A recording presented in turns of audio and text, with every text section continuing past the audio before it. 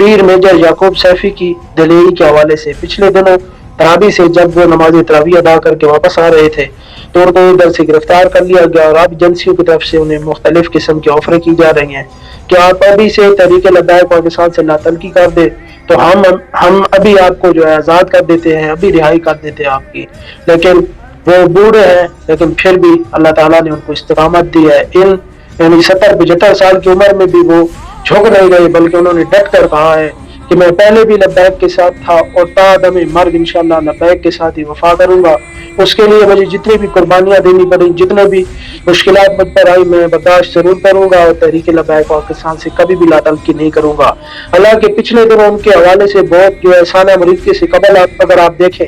تو ان کے حوالے سے بہت خبریں چلائی گئی کہ وہ جو ہے تحریک لبیک سے الگ ہو چکے ہیں اور جو ہے کشیدگیاں چل رہی ہیں امیر تحریک لبیک پاکستان اور میجر یعقوب سیفی کے حوالے سے. لیکن اس میں کوئی بھی حقیقت نہیں تھی کیونکہ اب ثابت ہو چکا ہے کہ ان حالات میں بھی اب اگر وہ لا-تلقی نہیں کر رہے تو وہ